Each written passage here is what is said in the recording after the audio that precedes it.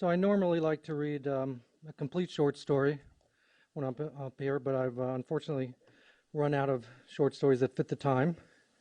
So instead I'm going to read from my longest short story, but I'm only going to read one part of it. And actually this story is divided into 3 books, 3 chapters. So I'm going to read the first chapter, and it's called April Paris. I came to New York because in Chicago I had begun to feel like George Eliot's Casaubon, that I lived too much among the dead. Like that dried-out husk of higher learning in Middlemarch, I was embarked on assembling a hopelessly complex and already out-of-date intellectual project. In my case, a literary dissertation that had become outmoded before I even completed the proposal. While all around me folks were deconstructing, new historicizing, and post-colonializing, I was fixed in a mode of reading that had long ago been buried alongside the dusty graves of M.H. Abrams, Northrop Frye, and Lionel Trilling. For a long time, I wasn't bothered by my existence as a literary anachronism. Au contraire, I embraced it. I dressed in white poet shirts and waistcoats, brown woolen trousers, and matching leather shoes. I often wore cufflinks and would have sported a detachable collar had I been able to find one. At night, you could often see me through the windows of my 53rd Street studio reading by candlelight. In short, I was a crank. That's what Lewis, my best friend at the university, told me one afternoon in Hyde Park after I mocked the book on narratology whose virtues he was extolling. We were taking our Wednesday lunch at the Medici, and he had just spent 20 minutes elucidating with the excitement of the newly converted a radical new theory that showed how everything, not just novels and short stories, textbooks, dinner menus, why the very conversation we were having was driven by narrative convention. I had listened patiently, sipping a cup of Darjeeling and picking at an oversized cinnamon scone before dismissing the entire notion as trendy postmodernist crapola. Jesus, Tom, he said, open your mind a little. Let some light in. You're a graduate student. It's the end of the 20th century. Where's your intellectual curiosity? I'm as curious as the next guy. Bullshit. You live by yourself in that crummy little studio. You dress like a lunatic. You haven't read anything written after the Boer War, and you're completely ignorant about theory. You ought to pick up Marx sometime, or something by a feminist or a post-structuralist. Maybe then you could get a date. I get dates. What about Patty Doyle? I mean sober. He was right. My love life was in worse shape than my dissertation. I kept telling myself that the women at the University of Chicago didn't appreciate me because they took me for granted. You know, a prophet in his own country.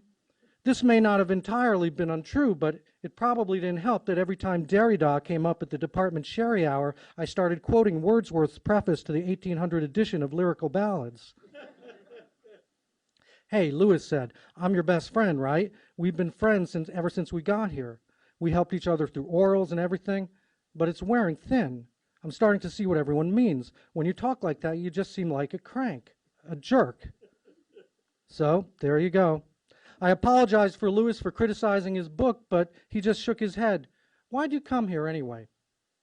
If I had answered him, I might have said I came to the university to commune with literature, to meet people like myself devoted to the life of the mind, and I'd been bitterly disappointed to find graduate school was so different from college. It was, however, a rhetorical question, and besides, he'd heard it all before. When we first got there, we both complained about how theory had become more important than novels and poetry, and how literature itself had become an ugly word. But Lewis had changed, and I had not. I shrugged, finished my tea, abandoned my scone, and went home to my crummy little studio. That afternoon, I had what can only be described as a crisis of faith. I was working on my proposal, which was nearly 6 months past due.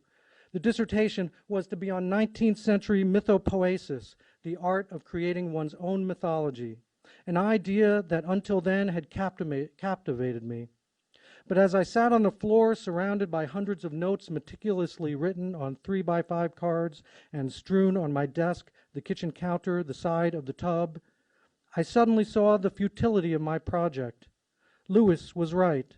I had no new or original ideas. I was just arranging old ones. I felt like Dorothea when she discovers her husband Edward's work is outdated and worthless. Only I was both Dorothea and Casaubon, broken idealism and crusted intellect, combined like some kind of insipid scholarly candy bar. I had to get out. I had to escape. And so, by the end of the month, I put my books in storage, said goodbye to Lewis, took leave of absence from the University of Chicago, and headed to New York to find my fortune. It seemed like the logical place to go. Manhattan was the London of the 20th century. I was looking for some kind of rebirth, and that's where life existed in its most raw and vibrant form. I was going to step out of the literary world and into the maw of reality. Before I left, I picked up copies of On the Road and The House of Mirth so I would know what to expect. After arriving in Port Authority by Greyhound, I found an advertisement in the Village Voice. Room available in shared apartment, excellent location south of Washington Square Park, 13-foot skylight, $400 per month. There was a phone number listed and instructions to ask for Pete. The ad didn't misstate a thing. At 119 McDougal, the loft was just a couple of blocks away from the park and right above a bar called the Speakeasy, where Susan Vega got her start, and where one night I would hear her play a benefit concert right through the floorboards. A 13-foot skylight did grace what was designated as the living room. There was a falafel stand next door, a cafe at every corner, and the neighborhood was alive with drunks, beggars, drug dealers, and NYU students. What the ad didn't say was that there were holes in the skylight, some big enough for a child to fall through, and that the shared apartment was inhabited by no less than 7 people, though one could never really be sure at any given time how many there actually were. The day I arrived there, I counted 5 rooms, 2 of which were shared, housing official tenants. Other folks, an endless chain of male urban nomads, would show up for a few days or a few weeks to crash on the couch or the easy chair of the common space. These shaggy-haired, unshaven men who bummed cigarettes and raided the refrigerator were all friends of Pete's, often former tenants of the loft who seemed to still have some claim on it.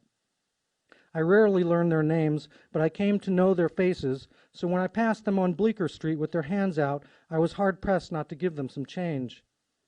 The apartment was really an unconverted artist loft, with business, not residential zoning, and the rooms consisted of areas sectioned off by plywood walls, ranging from 8 by 10-foot spaces to Pete's deluxe duplex loft within the loft that took up the entire rear wall.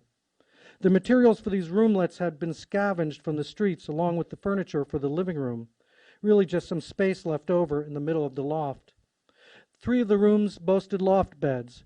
Pete's actually included an entire second floor of sorts.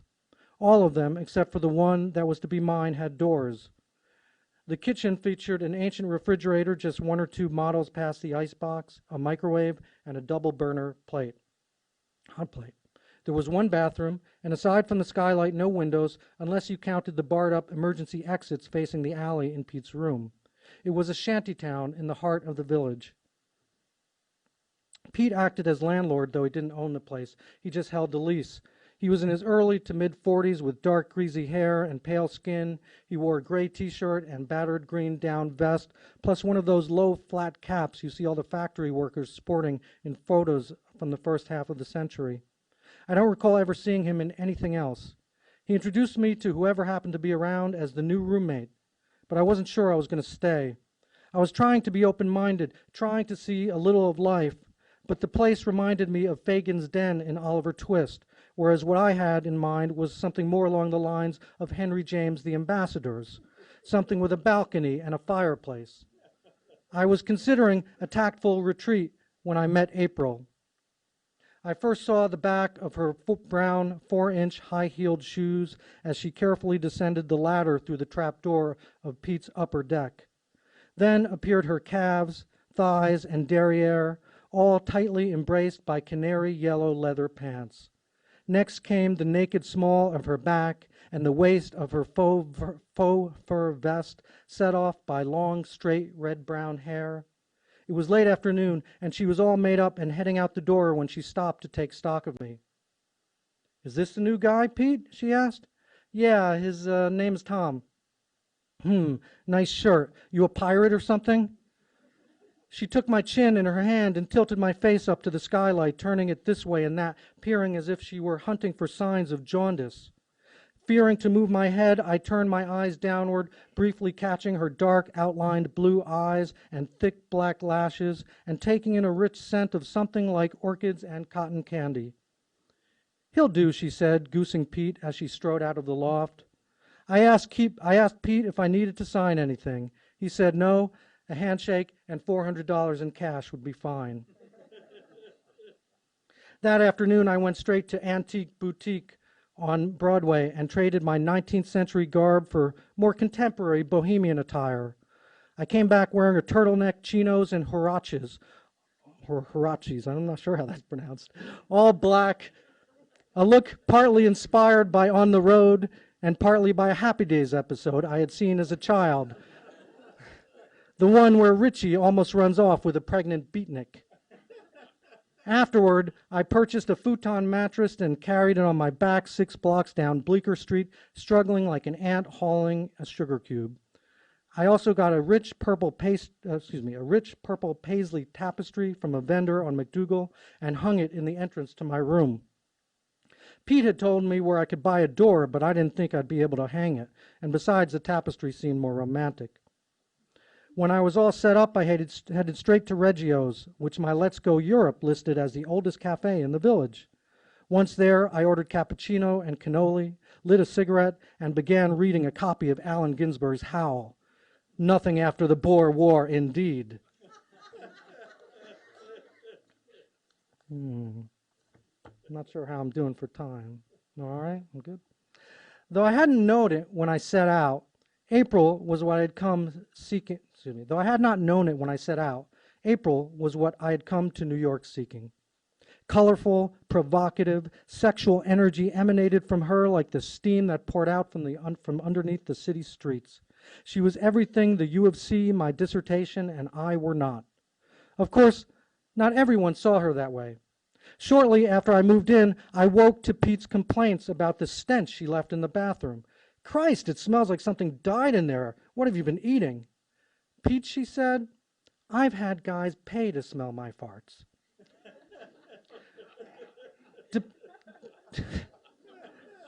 Depending on when you saw her, you might not grasp why anyone would pay to inhale April's flatus. But her looks were deceiving.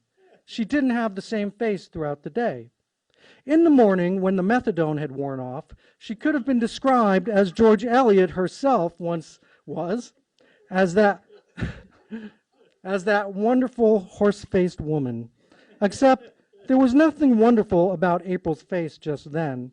Her skin was drained of blood, her eyes sunken, her lips pale, and all those elements of her long, narrow countenance conspired to emphasize a nose that was too large, a mouth that was slightly crooked. In the afternoon, after April showered and ate breakfast, coffee with sugar added by the quarter cup, and a bite of whatever bread product someone else had left in the refrigerator, she began her transformation into the ostentatious Greenwich Village hipster. After untangling and combing her shoulder-length red-streaked hair, applying orange rouge to her high-set cheekbones, and straightening her eyeliner, she almost turned pretty. And once she slid on her zebra-skin pants, slithered into her red leather jacket, and clicked her heels down the stairs to McDougal Street, she was undeniably arousing as she blew kisses and smacked her own ass at the Hey Baby guys. Finally, at night, when April got home from work and stripped down to white lace and garters, she could assume the form of an erotic angel sent by a mischievous god. April worked at Showplace, the premier porn emporium in New York City, doing live sex shows on stage. She used to bring home Polaroids taking of herself posing with visiting porn stars, and she bragged about the tips she extorted from horny old gentlemen. When I was a whore in Paris, she once told me, I was the fastest hooker on the left bank. I could get a guy off in 60 seconds. That came out between sips of pineapple peach orange juice and vodka as we all sat around the living room. I'm gonna skip a little bit here. Well, how am I? 2-3 minutes? All right. Yeah, I gotta skip. Well, it's gonna be in my book that's coming out this summer. Okay.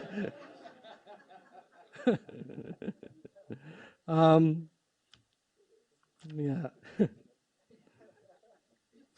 All right, just a little bit more. I'm skipping a bit.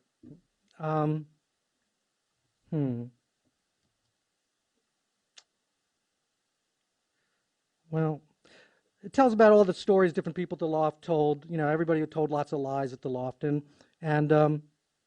most of these stories trod so close to the borders of credibility, I had no idea if they were completely invented, partially true, or a plain fact. The line between truth and fiction was so thin in the loft, I'm not even sure they believed me when I told them I had a doctorate, or almost had a doctorate, in literature. But Terry and Pete did start calling me professor, and April insisted I read her poetry. It was a thin, white volume, a pamphlet that Al had helped her to get printed a few years earlier, and which she said she had sold to several village bookstores. On the cover was a nude woman drawn in the style of a John Lennon lithograph, reclining beneath the title, Rêves d'une femme by April Paris. I guess I wasn't always able to see April objectively, but I liked those poems of hers. I thought they were the kind of things Christina Rossetti might have written if she were an opium-addicted London whore, instead of the spinster sister of a famous painter. Full of images of the street juxtaposed with transcendent moments and spiritual visitations. Several of them were in French, and I, with my 2 years of college language courses, could get the gist of these, though I could not vouch for the diction or the grammar. A number centered on April's father. Others made allusions to a host of female icons ranging from Joan of Arc to Chrissie Hynde.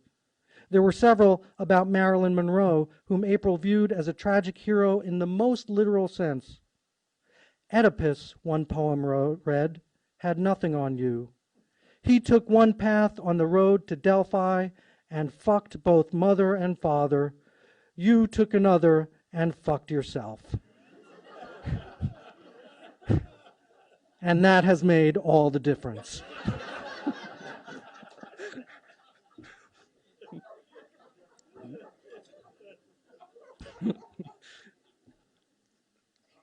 I was impressed.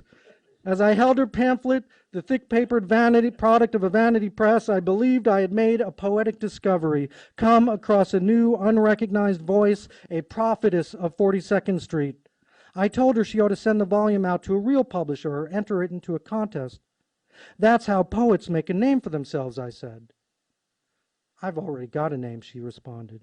Everyone from Houston Street to Times Square knows April Paris. Thank you.